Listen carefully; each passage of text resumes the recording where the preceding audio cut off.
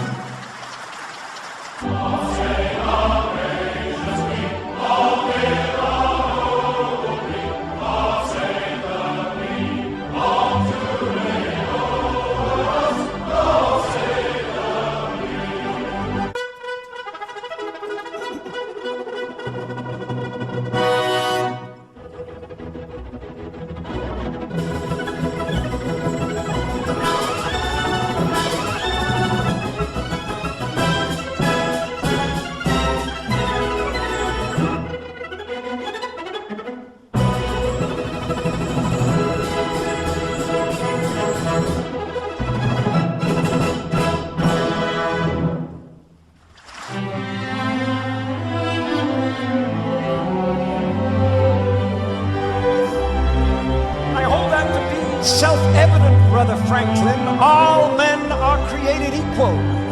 Indeed, Brother Washington. All Freemasons meet as equals, and we have an opportunity to create a nation in the very essence of Masonic morality. It would be wonderfully symbolic, don't you think? You'll be wanting to put the all-seeing eye on our banknotes next. You think I'm taking it a bit far? Please don't ask me questions like that, Brother Franklin. You know I cannot tell a lie. Oh, come on, Brother Washington. Everybody lies occasionally, surely, especially politicians. Not me. Not even so much as an alternative fact. We must all be aware of fake news. The people must be free to think what they like as well. We can have no thought police in our new society. The foundation stone of our new nation built on all those principles that we hold dear. The plans for our new capital city already have a very Masonic feel to them, yeah. Candidate for initiation into the order, I'm giving him a little introduction into some of our mysteries. These two gentlemen are founding an entire nation built on our principles. We have great promises for our new nation. You know, I wonder if other presidents after me will also be Freemasons. Many will be.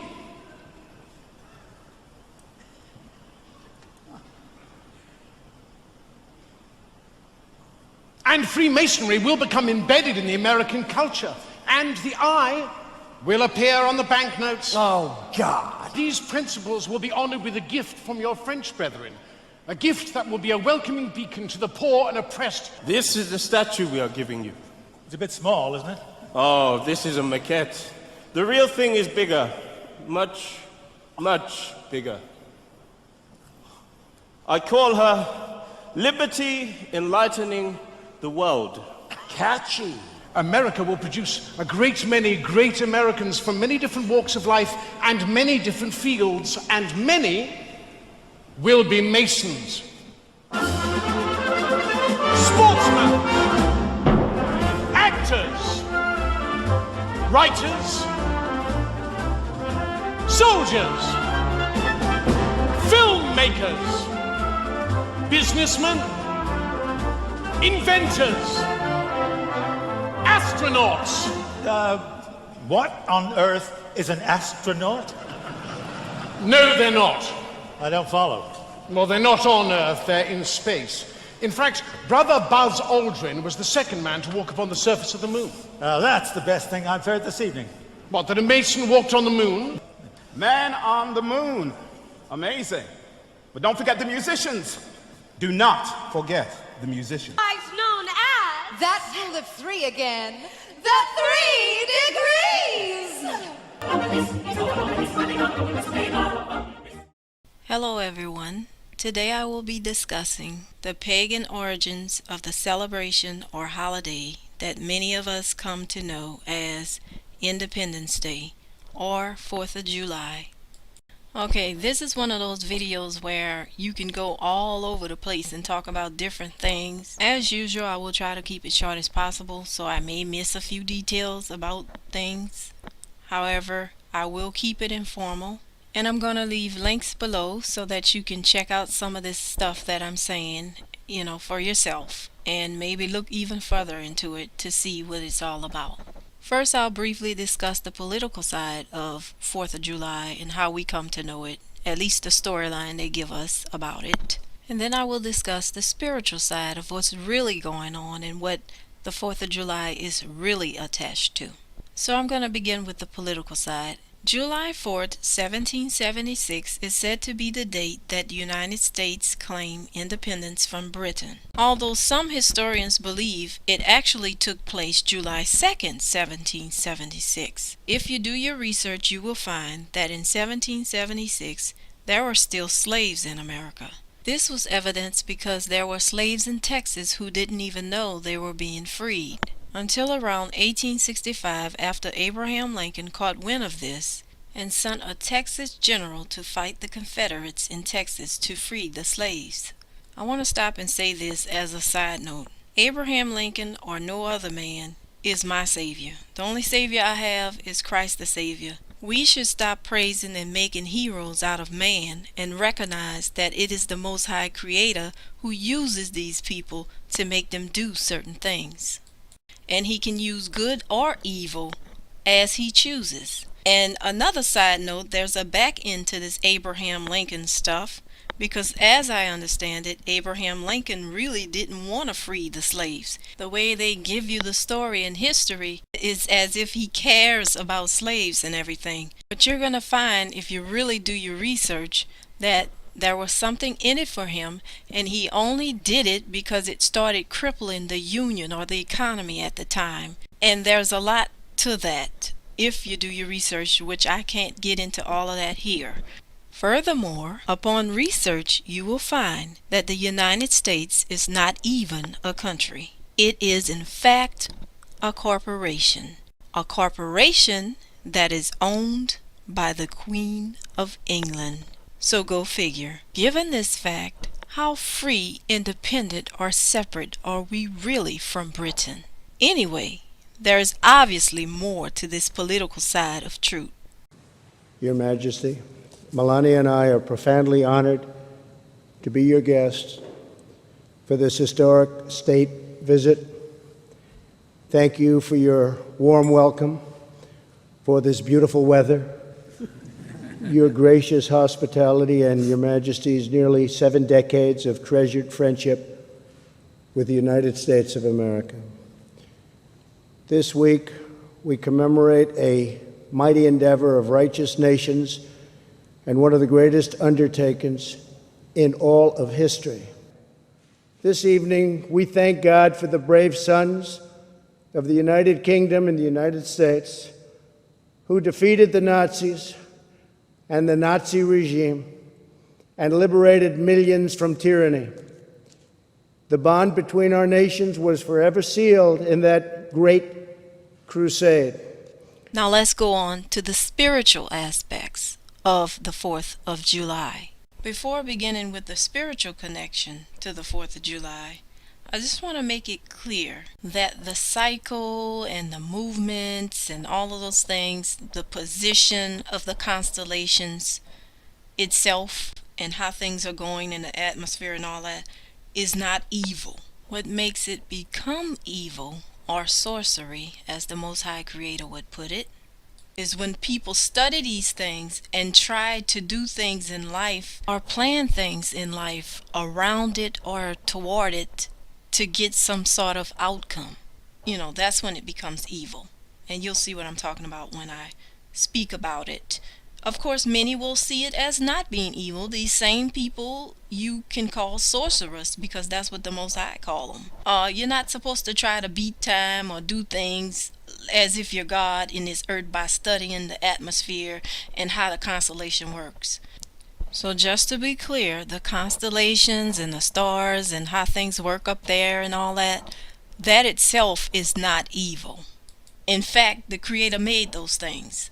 However, man took it upon himself to try to intervene with these celestial beings and try to make their own path to whatever Satan is trying to do in this earth. Moving on to the spiritual connection of the 4th of July. This world, for those that haven't figured it out yet, is ran on mystery, Babylonian, sun worship principles and rules. Basically, it's a religion. And many of the things in this world, such as holidays, clubs, organization, institutions, beliefs, fashion, trends, traditions, they're all constructed using cycles and movements of the constellation, the sun, geometrical positions of the sun and of certain stars and all that kind of stuff. The British, Romans, elite rulers, etc. of this world is making everyone in the world give homage and honor to Satan through sun worship. And that is the God-honest truth. The 4th of July is no exception. The 4th of July is connected to none other than the star Sirius. Sirius is said to be at least 5 times bigger than the regular sun and goes by many, many names. The Black Sun, the Dog Star, Lord of Sirius, Blazing Star, Eastern Star, Silver Star of Heaven, Isis, and many, many more. There's a time of year when Sirius connects with the sun. That's what this is all about, and I'll get into that in a second. Sirius is connected to a lot of different things in this earth and a lot of other movements in the constellation. But for sake of the video, we'll stick to what happens during the 4th of July. On or around the 4th of July is a time period where Sirius connects with the sun. Now, astrologically speaking, a conjunction is the strongest aspect celestial bodies can have. So to the people that study these energies and cosmic, functions, it's a big deal. It means that they can get certain things done in this earth that they're trying to do. Of course, it's outside of the Creator's will, but, they think they're on a higher level of consciousness. So Satan would have them believe anyway. Now, annually, during the first week of July, the Earth and the Sun are the furthest distance from each other. This event, plus the Sirius and the Sun conjunction, creates a significant spiritual alignment. Supernaturally, from what I understand, portals, gateways, and stuff like that are supposed to be opening because of this conjunction with Sirius and the Sun. So while they got you celebrating the 4th of July, there's a deeper, sinister plot going on. Spiritually, folks, it's a spiritual war, and it has always been a spiritual war. Now remember, there's always a political or carnal storyline to everything that goes on in this earth. But remember, the war is spiritual, so you should not take your eyes totally off of the spiritual side. This is exactly how Satan comes in and robs us all blind, putting us all on the wrong team because we don't understand the things that we're celebrating and becoming a part of. Many of the things they have us doing is hidden in iniquity. That's the name of the game. It's hidden. It's not going to be outright where you recognize it goes against the Creator. It's going to be hidden. That's the mystery of iniquity. So let me explain this conjunction a little more so that you can understand what's going on and why they attached it to the 4th of July. Sirius, first of all, is made of 2 parts. It's got a smaller dwarf-like star, kind of like that hangs in the same energy with Sirius. It's really part of Sirius. That's why oftentimes when you see it on the chart or whatever, you'll see Sirius A and Sirius B. That's what Sirius A and B mean. There's a smaller dwarf-like white star that's a part of Sirius, the big star. They're together from what I understand. Just to explain the chart so you don't get too confused. So this chart represents the conjunction. When Sirius and the Sun conjuncts together, this is known as the star constellation, made up of 3 parts, A, B, and C. This conjunction is associated with the hottest days of the year, hence the term dog days of summer, which it is represented by the dog star, Sirius, the brightest star in the sky, known to many who follow the energies and movements of the constellation as the spiritual sun. Some conscious communities, as well as other religious groups, have been known to even call Sirius the star of Christ consciousness. And again, there are many other names that they call this star. Side note, because I didn't mention it, but celestial beings such as stars and the sun and all that type of thing, that's up there in the galaxy and universe, a lot of those things are supernatural beings. They're not what you think they are. But I can't go into that in this video because it's quite a lot to cover about these things. So hopefully in your free time you'll do your own research on stars and planets and what kind of beings they really are. So when Sirius conjoins with the sun, it is believed to be a movement that has energies for independence, freedom, and liberation. Hence the reason why they chose the 4th of July to celebrate the so-called independence freedom of the United States from Britain. And I say so-called because, like I explained to you earlier, the United States is not a country. It's a corporation and it's owned by the Queen of England. Again, so go figure. And it just goes to show you how they lie about things. So in turn, you're not celebrating your independence and freedom and liberation away from Britain, because we know now that the Queen of England still owns America. So you never really separated in the first place. What you are celebrating, though, is a deeper, sinister thing, and is hidden in iniquity. You are celebrating your independence, freedom, and liberation away from the Most High Creator. That is what you're really celebrating on the 4th of July. They just tied it in with the theme of 4th of July and all of that. They gave you a storyline, and as you can see, that storyline is falling apart because now we all come to find out America is a corporation and Queen Elizabeth of England owns it. I want to make note that the Bible speaks of this star as the Star of Moloch. It has many other names from culture to culture, generation to generation, people to people, group to group, nation to nation, organization to organization. You get my drift. But in Acts 7:43, the tabernacles of the Moloch and the star of the god rampant, it's all on national flags. Police departments use it, the Masonics, the Royals, Islam. It's on military vehicles, the Russians, Japanese, Chinese. The red 5-pointed star is seen on Russians and Chinese fighter jets and bombers. Iraq is using it, Macy's, Walmart, other corporations. I mean, it's everywhere. Religious and non-religious sectors.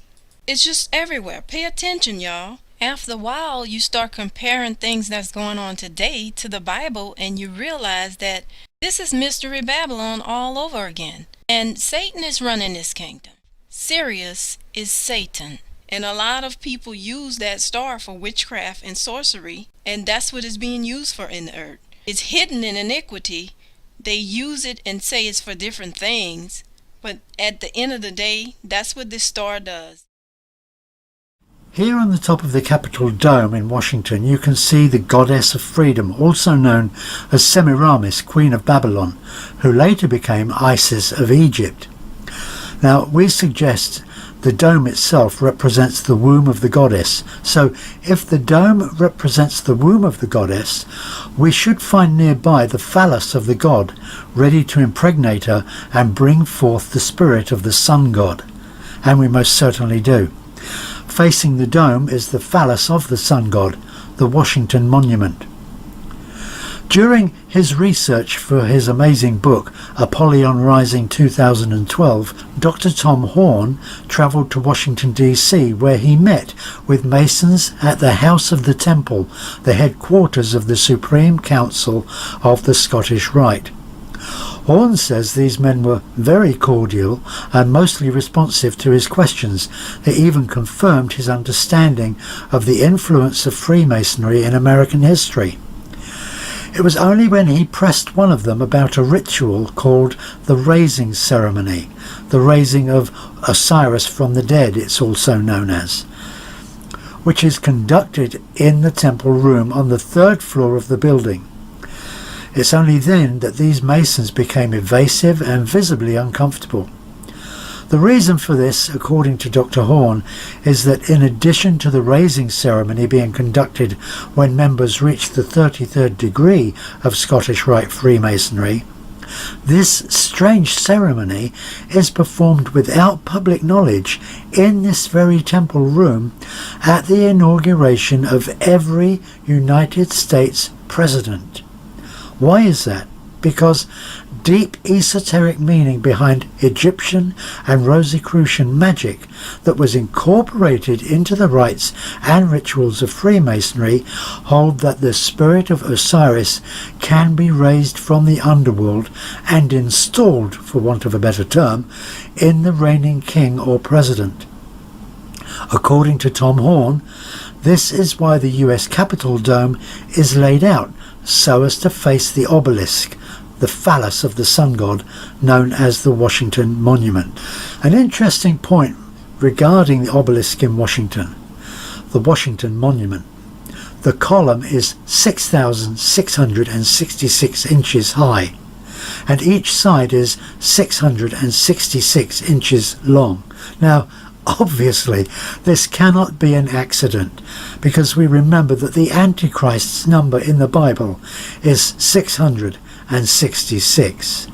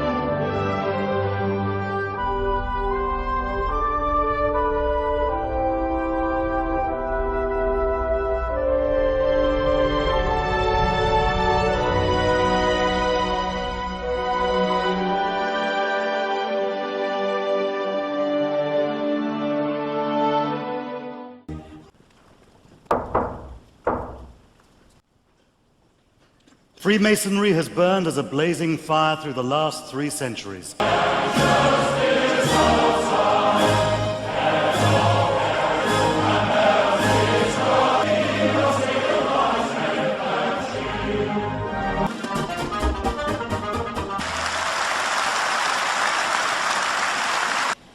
As permanent master of these 3 lodges, I now call on my deputy masters. Most Worshipful Grand Master, on behalf of the Brethren of Royal Somerset House, Most Worshipful Grand Master, our ceremonies and forever remind us of our incomparable heritage and the birth of organised Freemasonry, stressing the deep and sincere loyalty and affection felt by the Brethren of the United Grand Lodge of England for their Grand Master.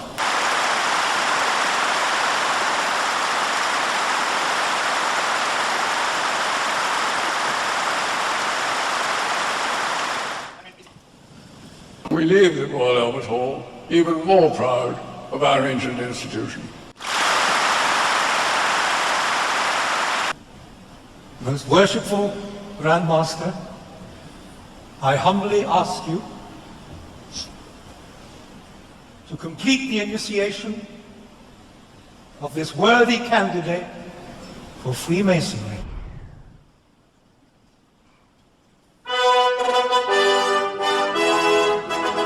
I hereby read the text of a letter sent today to Buckingham Palace. May it please your Majesty, we, the representatives of over 200,000 Freemasons under the United Grand Lodge of England, most respectfully express our continuing loyalty to your Majesty's throne and person in this, the 66th year of your long and distinguished reign, of His Royal Highness the Duke of Kent, as our much loved and greatly respected Grand Master. We humbly thank God for preserving our order and fervently pray His blessings on your Majesty, so that our loyal devotion to your Majesty may long continue. Given at the Royal Albert Hall this 31st day of October, Anno Domini 2017. Her Majesty has been pleased to reply in the following terms.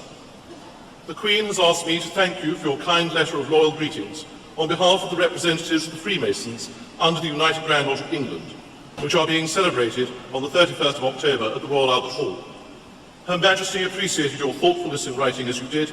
I had the pleasure of meeting 136 Grand Masters visiting from overseas at Freemasons Hall yesterday.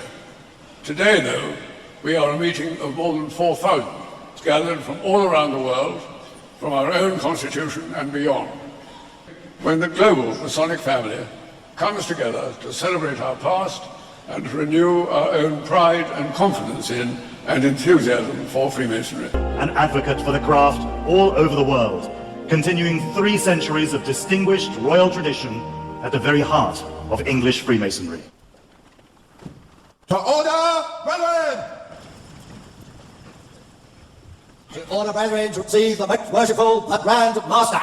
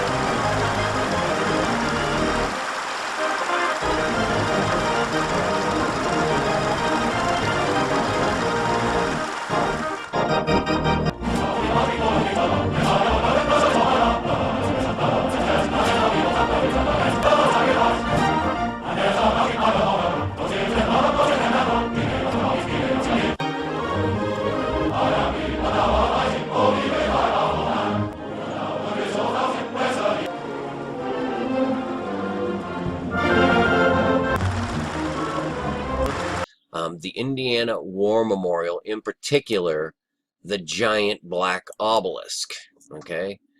I was just led to look at these things because these are literal markers. These are like Satan's thumbtacks in the map of the world. I mean, through the flesh, over millennia, he has, because of the lusts of men, namely for money and power, so on and so forth. These men have submitted themselves to Lucifer, to Satan, to the spirit of the darkness that wants your eternal soul to never know God. Its main purpose is to keep you from God and the saving grace, the knowledge of Jesus Christ. That is its number one mission. Keep the world from knowing God. And one of Satan's best lies ever was convincing the world that he doesn't exist.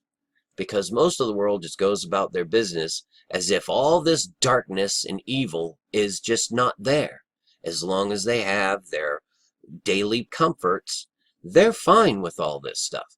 But the problem is it's closing in. And if you're not in Christ, on that rock, you will be destroyed. It's just that simple. But what I was led to do was look at these obelisks, right? Because they just love their obelisks. And so I went to the maps. This is where I was led to go. And there's your Indianapolis obelisk right there. And so I drew a line. I drew a line to the Washington Monument. Because, of course, that is the largest obelisk in the world, if I'm not mistaken. The Washington Monument. Okay, these memorials. These are everywhere. This is what they do. They put up their memorials. So they decided to put up this 555-foot tall memorial with 4.6 meter thick walls at the base and 0.46 meter thick walls at the top. Why do you think that's the case? 46, 46, the 555. All these things are just their magic math, their spells, if you will. And they just do it and laugh at you while you continue to succumb to the will of Satan, the god of this world. I mean, I know I'm not the best at explaining this stuff, but so I drew that line from Indianapolis to the Washington Monument. Look at the properties of it to see how long it is. It's 492 miles. There are other figures we can look at, but we're going to stick with the 492, which is an interesting number. And then I was led to all the other obelisks that we know of on the East Coast, and there are many.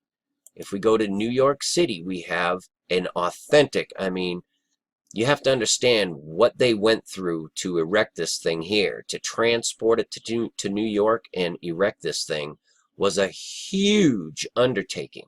And they didn't just do it because it was a nice gift from Egypt. It's because it's a marker. It is a symbol of Satan's dominion over the flesh. Okay, and this one just happens to be 23 meters tall. And if we continue up the East Coast, okay, we'll go to Clio in New York, and we'll just check that out, because I need you to understand something about this particular line right here. This one right here that I'm going to show you. So we'll go to New York just to check this stuff out. All right. Up the East Coast. Now remember, this whole span of East Coast is where America was born. This is the literal birthplace, okay? The colonies. And so we have this giant 23-meter Egyptian obelisk outside of the Met Museum in Central Park in New York, right? Then we continue further up the East Coast and we go to Bunker Hill. This is very interesting. Bunker Hill was the tallest obelisk in the United States until the Washington Monument. And the Bunker Hill Monument happens to be 221 feet tall, which again is a very interesting number. And it also has a very nice Masonic temple at the base of it. Okay, are you getting the message here? And what I wanted to show you is if we go from this Bunker Hill, this is crazy to me, but this is just the kind of things that are revealed to me. We go from Bunker Hill and we go back down to the Washington Monument, but along the way we cross directly over New York City. And I want you to see how this line intersects New York City. I mean, flat out just cuts it in half, right? And look at how Trump Tower is situated to this line. And you wouldn't believe it if I told you, but I'm going to tell you anyway. I measured how long Trump Tower is from this line, and it's pretty insane, you guys. This line right here, and I got it as exact as I possibly could. Exact as I could, you guys, seriously. 0.13 miles, now get a load of this, 222 yards, and you guessed it, 666 feet. Trump Tower, from this line that dissects from the Bunker Hill obelisk all the way to the Washington Monument. We'll continue down to the Washington Monument. Okay. And this line that goes from Bunker Hill to the Washington Monument is 396 miles. Now, anyone can check this, but what really freaked me out, right, is we have this 492-mile line, exactly, obelisk to obelisk. We have this 396-mile line from obelisk to obelisk. Well, get a load of this.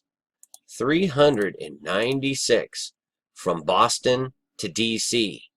From D.C. to Indianapolis, the obelisks, is 492 miles. Exactly. Watch this. I mean, how? I'll tell you how. Because it's the spirit of Satan. No man can plan this out. This is all driven by a spirit. And I didn't end it there. I got to show you one more thing that I had to do. I went from the Indianapolis Monument, the obelisk, to the Bunker Hill obelisk. And I drew out that line, and I got to show you this. This is just crazy. That would be this line right here. And incidentally, if you put a compass on this angle right here, you're going to find that amazingly close to 33 degrees. Now we'll go to Indiana, to the obelisk, that line right there. And now we make a connection between them all. Okay, now remember, that's this line right here. Right? Now look at the properties of this. And remember, the 888 miles, well, 808 miles. It won't show the increments, but it's like 807 point, whatever. I mean, you can't get away from this stuff, you guys. So 888 miles. I'm just telling you that these things are not by accident. They never, ever are. The fact that this line runs entirely up the East Coast, the birthplace of America, Boston, to New York, through Philadelphia. I mean, it dissects Manhattan perfectly. All the things associated with this, it's just insanity to me. But there it is, man. And these two lines right here add up to 888. My goodness, that's just beyond to me, that's all. So I share it with you guys, and I pray you know Jesus, because it gives you an understanding of what you're looking at and who the enemy really is. And you no longer fear it because you got the power of Christ in you. The devil flees from that name. Remember that. Call on his name if you haven't already. And peace and grace to y'all.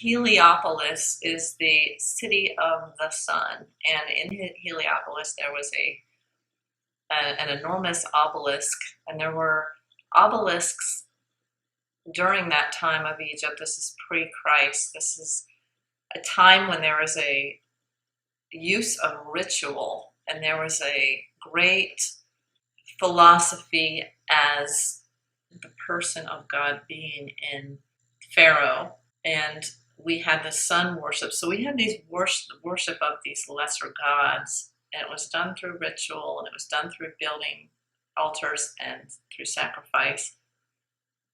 So all the way to this day, we have obelisks still. Some were moved from Egypt.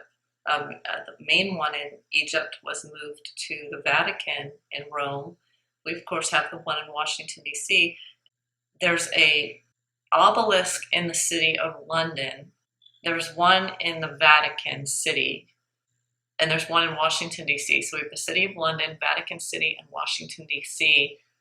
that have a strategically placed obelisk. And this is the symbol of Baal. This is sun worship. There's a truth that we have to get deeper, because we never get free just by knowing truth. That's eating from the fruit of knowledge of good and evil. The London is known for finance. The Vatican is known for religion, not Jesus Christ, but religion, which is false church. And then Washington, D.C. is the head of military. This is on a global level. So globally, we see London, the head of finance, Vatican, head of religion, Washington, head of military. So this is what we have, these obelisks coming up, not only in these major cities, but we see them coming up now more and more in public parks and memorials. So when we have a memorial come up, this is a blood sacrifice. The memorial is always about who died, and it's blood that's been shed, and the desire for someone who's creating ritual, the Antichrist.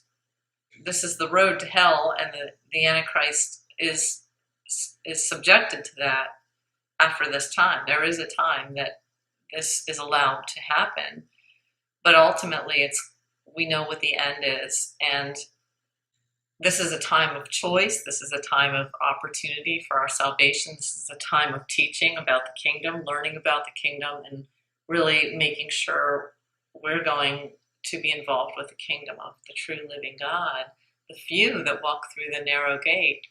So the many will be showing up at these obelisks, underneath them, and living our lives here beneath these towering obelisks. So we're living among these giant ritual symbols. And this is exactly how it was in Egypt as well. So we're still in the days of this. People being tempted away and pulled into. And the interesting thing that I always think about is that Lucifer is a deceiver and a liar, and people have to be deceived to go toward him, to believe in all these false doctrines, and to think that these ritual objects are just because, oh, we're remembering a memorial, we're remembering an event, we're sad about that, and we want to honor the people who died. And no, that's not what that is. But we have to be tricked into that, because we wouldn't be, if we knew what it really was, we wouldn't be laying down our flowers at these memorials, and we wouldn't be filling ourselves with emotions and regret and grief and loss at these memorials, these places of just pulling in through your soul, through these forces, pulling you in through your emotional soul into these tragedies. Mr. Jones owned a cotton plantation and many slaves. One day he was talking to the owner of the plantation next to his, and Mr. Jones was lamenting the fact that times were tough. He was having to work his slaves harder than ever, and was having trouble with some of them being disobedient or trying to run away. The other plantation owner said he knew someone who could help. Day 1. One day, Mr. Jones called his slaves together so a man named Mr. Smith could talk to them. Before beginning, Mr. Smith whispered to Mr. Jones, "Whatever I say, do not contradict me or interfere, and I promise you your slave troubles will end." "My name is Mr. Smith," he said to the slaves, "and this may be the happiest day of your lives. From today forward, you will no longer be slaves, but free men." Mr. Jones was so shocked he started to step forward, but Mr. Smith gestured for him to remain silent. He did, only because the other plantation owner had spoken so highly of Mr. Smith's skills. "You are no longer the property of Mr. Jones," Mr. Smith continued. "You are free. No more will you be forced to labor for the benefit of Mr. Jones. Now you can work for yourselves." Now the slaves were all murmuring and looking at each other. Many were smiling, many were looking puzzled. "In fact, you are now free to leave the plantation whenever you want," Mr. Smith said. "However, since we are surrounded by other plantations, if you leave, some other plantation owner will likely claim you as his own the moment you set foot on his property.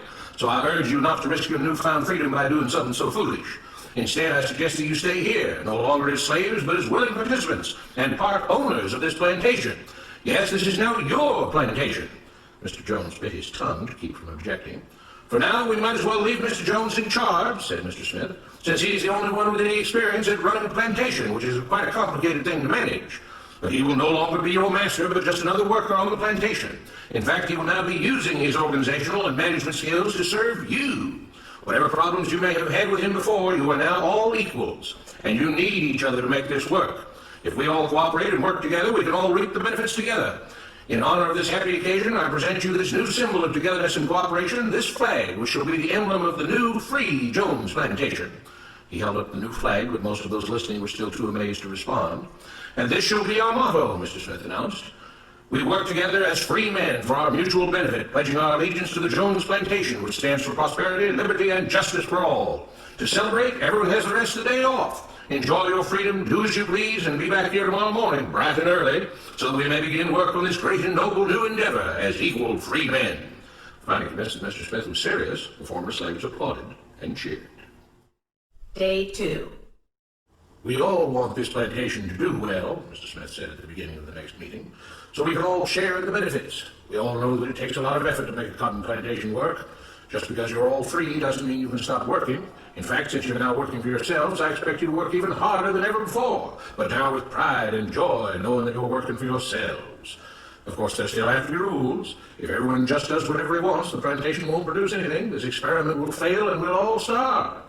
You should be thankful that Mr. Jones has agreed to stay on to lend his knowledge and skills to this endeavor, and I trust you will all do your own part to make this work. Several of you have been chosen to act as project supervisors to manage different aspects of the operation, to make sure everyone is doing his assigned job, to make sure that the rules are followed, and so on.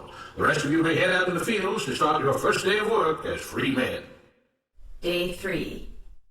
The next morning, Mr. Smith had a grim expression on his face as the daily meeting began. "I have an unpleasant duty to do today," he said.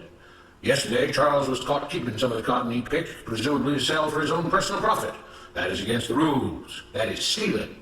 For that, Charles must be punished." Two men tied Charles to the whipping post. "I take no joy in this," Mr. Smith continued, "but you must understand, if we do not maintain order, if we do not have rules that we all abide by, then the plantation will fail, and we will all suffer." The whip cracked against Charles' back. "But if we all pitch in for the common good, then we can all prosper. Being free doesn't mean you should be selfish and greedy. We must each do our assigned duties and obey the rules, and then we can all benefit, and each of you will receive your appropriate share of the profits." A young man named Samuel stepped forward. "But if you and Mr. Jones decide the rules and whip us if we disobey, how is that any different from what we had before?" "How can you say that?" Mr. Smith asked. "I'm shocked. You were a slave before, and now you're free. Things still need to be managed and organized by those best qualified to do so. Do you know how to run a plantation, Samuel?" "Well, no," he answered. "But if we're free, why do we get no say in what the rules are and how things work?" "I'm surprised at your ingratitude," Mr. Smith answered. "None of you know how a plantation is run, so you're in no position to be making decisions about how things are done here. You don't seem to appreciate all the things that Mr. Jones provides for you, from protecting you from all the outside threats you know nothing about, those who would come here, capture and enslave you if not for Mr. Jones' protection, to making sure that you all have food and housing, tools to work with, you're cared for when sick and injured, and so on. There wouldn't be a plantation at all, no cotton to pick, no land to plant and harvest if not for him. You should be grateful that he's made possible the level of comfort you now have. Your lives would be far worse if not for him. Nevertheless, as free and equal participants in this endeavor, from now on at each meeting, any worker may have 2 minutes to ask questions or voice suggestions or complaints." With that, the workers all seemed satisfied. and headed out again to the fields to pick the cotton. Day 4. I have a big announcement, Mr. Smith said as the day of the meeting began. Mr. Jones' cousin is here, and not just to visit and see how our project is coming along. It has been decided that from now on, you will be deciding who will manage the plantation. Of course, this job can't be done by just anyone, but every 3 months we will have a special meeting at which all the workers will vote on whether we think Mr. Jones should run the plantation or whether we think his cousin, Mr. Johnson, should run the plantation. That means that ultimately you are in charge because you will be deciding which man you want running things on your behalf. If you don't like the way things are being managed, you now have the power to change it. Amazed and pleased, the workers headed out again to the fields to pick the cotton. Days passed, months passed, a year passed, and the plantation continued to operate as before. Sometimes Mr. Jones was in charge, sometimes Mr. Johnson was in charge, but the day-to-day routine stayed exactly the same. The workers worked hard, long hours every day, and still had little to show for it. Every day the meeting would begin with them all reciting the Jones Plantation motto, "We work together as free men for our mutual benefit, pledging our allegiance to the Jones Plantation, which stands for prosperity, liberty, and justice for all." One day Mr. Smith announced, "Samuel is asked to say a few words this morning, and whatever the rest of us may think of his ideas and opinions, we are all free here, and that means we are all allowed to speak our minds. So, Samuel, you have 2 minutes. Begin." Samuel stepped forward, looking scared. "I was excited when all this started," he began, glancing nervously at Mr. Smith and Mr. Jones. "But don't you all see what's happened here? Nothing's changed. We're all still slaves." There were grumbles of disagreement from the crowd. "They tell us what to do and whip us if we don't. They still make all the rules and punish us if we disobey. They let us make suggestions and complain about things, but they never really change anything. They let us choose between Mr. Jones and Mr. Johnson, but what's the difference? The situation stays the same. We do all the work and they take as much as they want and decide how much they'll let us keep. They live in luxury, made rich by the cotton we pick. We do all the work and have to build our own huts, grow our own food, and take care of ourselves. They leave us just enough that we don't revolt or run away. This is not freedom. We're all still slaves. They've only changed the words they use, but nothing else has changed. They say we're all free and equal, but we're not. They command and we obey. That's not freedom. That's not equality. They say we're free to leave, but all that means is that we're free to be someone else's slave. Why should we work or obey the rules? We didn't agree to this. They made the system. They forced it on us. They control and rob us and call it freedom. They've deceived you into thinking that being able to choose which slave master you'll work for is the same as being free. It's not. Open your eyes. If you keep what you produce, they call it stealing. When they take what you produce, they call it sharing and fair distribution. Can't you see that this is all your time? Ease up, Samuel, Mr. Smith announced calmly. At his gesture, 2 supervisors grabbed Samuel by the arms and led him to the whipping post.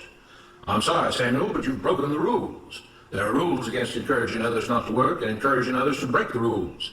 You're only hurting all of us with your discontentment and your complaining and your disobedience." The whip fell and Samuel let out a grunt. "Without rules, without order, all would be lost. Without law, there would be chaos. We can't just behave as wild animals, each doing whatever he pleases. We must all follow the plan and all do our duty for the betterment of everyone. And those who do not must be punished." The whip fell again and blood flowed freely from Samuel's back. "Samuel, it is you who are stealing from the others. When you don't do your assigned work, you are making more work for others. When you disobey the rules, it is you who are endangering the future of everyone else here. You are the thief. You are the criminal. You are the one trying to destroy the arrangement that keeps us all safe and prosperous." At every lash of the whip, the other workers cheered louder and louder, some yelling curses at Samuel. "Being spoiled and selfish, you complain about everything, talking as if you're oppressed. But you are the one ruining things. You are the one keeping us from being all we could be. It is your greed and your rebelliousness that is hurting all of us. They all play by the rules," Mr. Smith said, gesturing at the others. "What makes you think that you don't have to? You think you're above the law?" There were loud yells of agreement as the whip fell again. "We must maintain order," Mr. Smith proclaimed. "To make this plantation great, to make it so that we can all be happy and prosperous. To have the society we want, there have to be rules. We all have to contribute our fair share to this great endeavor, and we cannot tolerate actions and attitudes that seek to undermine the amazing things that together as free men we have achieved and will continue to achieve." Mr. Jones was smiling as he gave Mr. Smith a pat on the back. The crowd was cheering so loudly that none of them had noticed that Samuel had died. Finally, my brethren, Be strong in the Lord, and in the power of his might. Put on the whole armour of God, that ye may be able to stand against the wiles of the devil. For we wrestle not against flesh and blood, but against principalities, against powers, against the rulers of the darkness of this world, against spiritual wickedness in high places. Wherefore take unto you the whole armour of God,